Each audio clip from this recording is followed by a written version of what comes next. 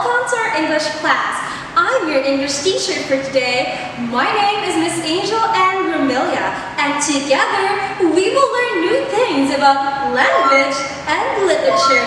So be excited and stay with me all throughout our lesson. Here are your learning targets today. I can identify the plot, setting, and characters in the story. I can reflect from the material listened to, taking into consideration the speaker's purpose. I can project my voice and use gestures that help convey my message. Put the check on all three boxes at the end of our class. These learning targets are a piece of cake, and I am sure that you can do more. Let's begin our lesson. First, let us guess who these characters are just by looking straight at the eyes. You have 5 seconds to guess each character.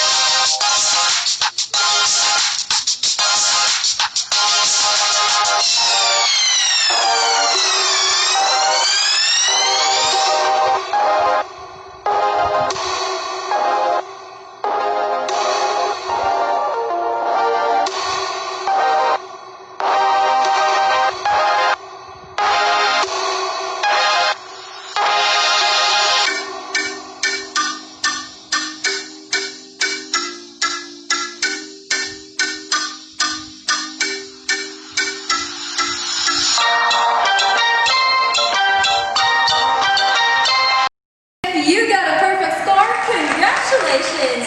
You are a certified Potterhead, and for that, I will be giving you 10 house points. If not, well, it's time to binge watch all Harry Potter movies and read all Harry Potter books. Trust me, it's magic. Our word for today is prophecy. Have you ever heard about that word? Prophecy means a prediction. Did someone ever predict something about you that came true? I wonder how accurate that was. On our next clip, we will go into the world of Harry Potter and discover more about prophecy. The main cast is there, so don't close your eyes and stay with me.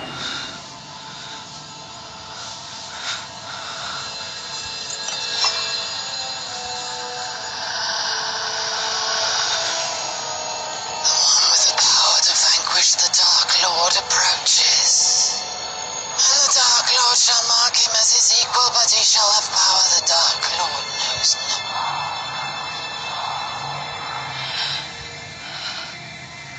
For neither can live while the other survives. Harry!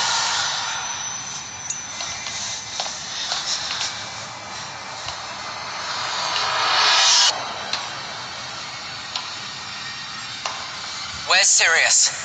You know, you really should learn to tell it.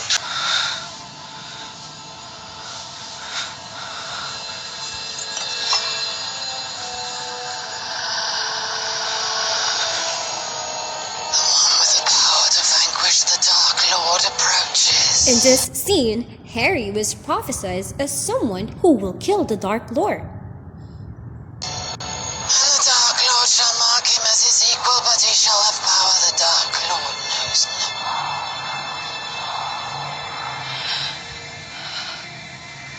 For neither can live while the other survives.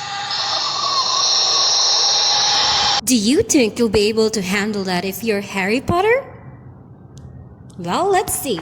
Harry! I know, but it seems like Harry felt bad and nervous when he learned about his prophecy. Do you think he will be able to defeat the Dark Lord? That is some gallant stuff to do. But kids, you won't be left with nothing. you will be making your own prophecy. Please check out the concept map worksheet, follow the instruction, and be all giddy to envision your future. Since we're all talking about defeating bad guys in prophecy, our main story for today dwells on the same theme. Have you ever heard of a crown prince who married his mother and killed his father? Well, this time you're going to know a whole lot about that story, and I need you to watch closely.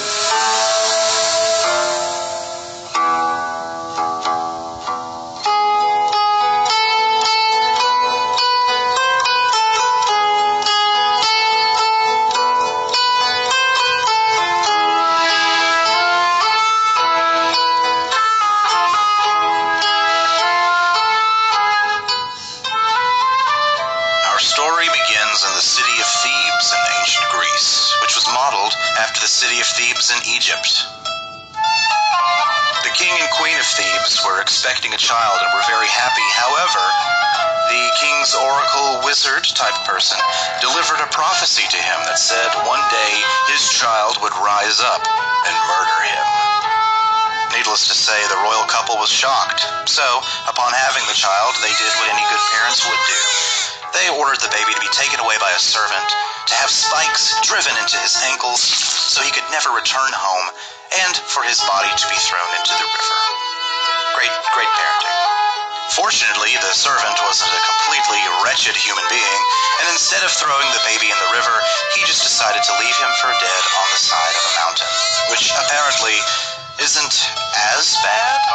Fortunately, a shepherd passing by from the town of Corinth, which was just on the other side of the mountain from Thebes, found the baby all alone, almost dead. As it turns out, the king and queen of Corinth were unable to have a child of their own. So as a gift, the shepherd presented the young baby to them. They were very happy, and they named the baby Oedipus, which literally means swollen foot. And so they began their happy family. Little did they know, however, that their son's life would be a tragedy. Over time, Oedipus grew up into a strong, handsome, and smart young man. One day, Oedipus was out drinking with a good friend of his, and his friend got so drunk that he accidentally let a secret slip out. He revealed to Oedipus that, well, he was adopted. Oedipus was shocked, and to determine the truth for himself, he made a trek all the way from Corinth to Delphi, where the temple of Apollo was.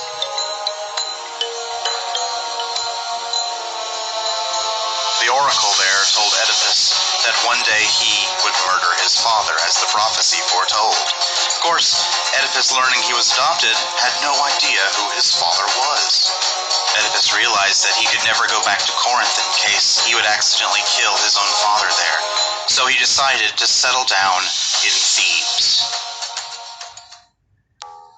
As Oedipus was walking back along the road to Thebes, an older man came up behind him and thought that Oedipus was going just a bit too slow. So he bopped him on the head with his walking stick. Hurry it up, youngin'. This made Oedipus very angry, and you would not like him when he's angry.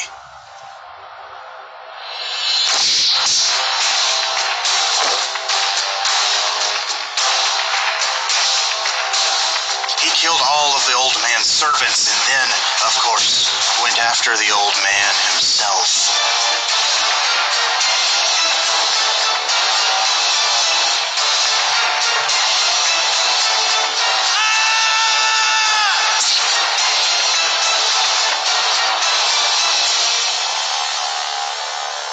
Oedipus looked out over the carnage he had created. Fortunately, one man managed to escape the destruction.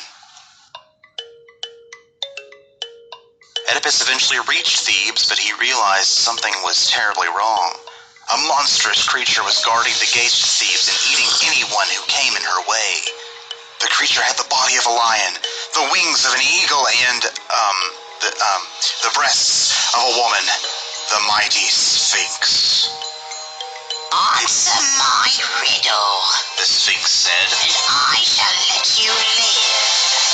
This is Life or Death Jeopardy! Let's meet today's contestant. Looking to get a leg up on the competition, please welcome Swollen Foot! And here's our lovely host, the Sphinx. Take it away. This creature walks on 4 legs in the morning, 2 at noon, and 3 in the evening.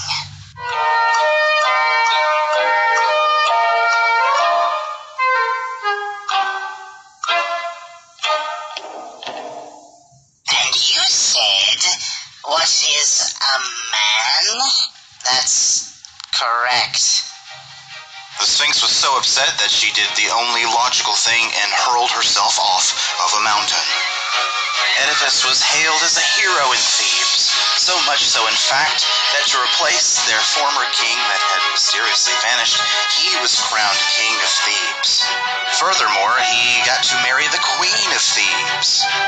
Does she look familiar? Because she should. Also, they conceived 4 children together. Yeah, that happened. The years went by and a drought settled over the land of Thebes. Oedipus sent his brother-in-law Creon to the temple of Apollo to investigate. When Creon returned, he said that the drought would not be lifted until the murderer of the former king of Thebes was found. Oedipus decided to take it upon himself to investigate. Everyone he asked all had the same answer. He needed to speak to the blind prophet, for he knew all, but could see nothing. When Oedipus finally did meet the blind prophet, he revealed something to Oedipus that was shocking. You killed the king, Oedipus, He said. Oedipus rolled his eyes. This upset him, so he left. The blind prophet replied, I may be blind to the world, Oedipus, but you are blind to the truth. Oedipus rushed home to the queen to explain the situation. Well, that can't be true. You've never murdered anyone, have you? I did, but it was ages ago, before we were even married. Well, what did he look like? Oedipus recounted the day years ago where he killed the old man and all of his servants. The queen knew, based on his description, that he had killed the king of Thebes. I'm told there was a witness that day, Oedipus said. I have to find him and hear what he has to say. The queen had already put 2 and 2 together, though. Oedipus tracked down the witness, and when he revealed who he was, Oedipus was shocked. It was one of the servants, the man who got away. It was you, Oedipus. It was you who killed my king. Oedipus was furious at his wife for not telling him the truth. In a fit of rage, he rushed home to murder the queen. But he didn't have to. While Oedipus was out speaking to the witness, the queen had committed suicide by hanging herself. It was then Oedipus made the most shocking revelation of them all. He remembered the prophecy that the oracle gave him at the temple of Apollo long, long ago that said he would kill his own father. Now, if the man that he killed on the road to Thebes was his father, and his father was the king, that means that his mother was the queen of Thebes, and that he had married and conceived children with his own mother.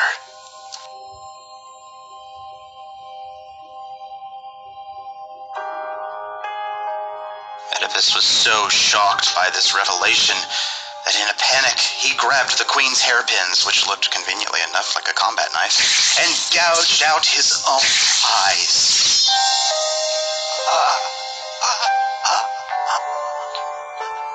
It would appear that to Oedipus, destiny was an inescapable thing.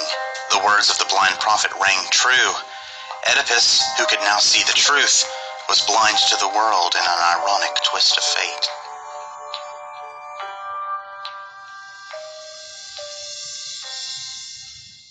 As the king of Thebes, Oedipus did the only honorable thing he could and banished himself from the city.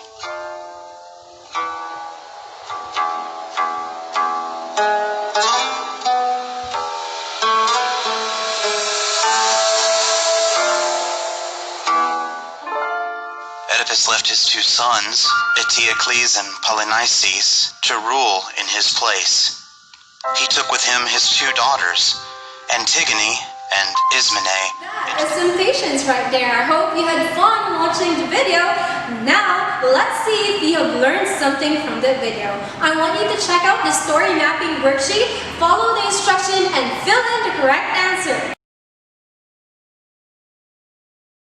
Since the overall theme of our story for today dwells on faith versus choice, now let's look into this video and rediscover the art of making rational choices and choices that might change our life.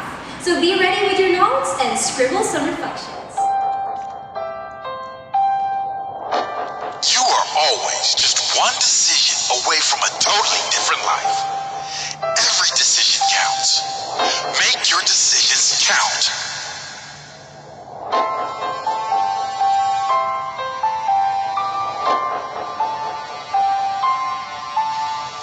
Every decision, every action, every choice counts. Every choice that is made in your present moment has an impact on your future.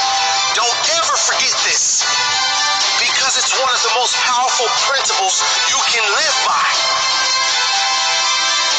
Every time you decide to work on yourself instead of taking the easy road, that is a stronger you in the future. When you decide to develop your mind by learning something new rather than watching the news, that is a stronger, better you in the future. When you decide to eat healthy rather than give in to temptation or feed your body with foods that only do harm, stronger you in the future. When you decide to be kind rather than fight a useless battle to defend your position, stronger, better you in the future. When you decide to rise early and meditate, there is a stronger you, a better you, ready for the future. When you decide to keep going despite setbacks, stronger, better you in the future. When you decide to write down every day what you are grateful for, rather than complain about what is not there, a stronger, better you in the future. Every decision and every action matters. Every action has a consequence in the future, both ways, good and bad. So yes, this one time does matter. Yes, that one sleep in does matter. Habits matter. You matter. From now on, decide to make conscious decisions. Powerful decisions every day. Set the standard and continue to raise the bar in your life. Your positive actions will compound on themselves. And soon, you won't recognize the person you see in the mirror. The changes can be that great. You can be that great. Since we are now in the TikTok era, and I'm pretty sure you've been using TikTok to kill your boredom, you are now tasked to make a TikTok video that shows relevant and rational choices that one should make during this COVID-19 pandemic. It can be in the form of a dance, a monologue, a lip sync, or arts and crafts. It will be a 30-second video that shows your choices, your rational choices, and your creativity. You will be given a rubric for this assessment. Don't forget to send me a copy of your video using this email address. Thank you for watching this recorded lecture video. I hope you learned a lot today, and I also hope that you learned a lot from Oedipus. That it's about making the right choices to create a positive impact in the lives of others. And remember kids, it's not up to fate, but more like about our capacity to make the right decisions that create a big difference in our life. So this is the end of our lesson.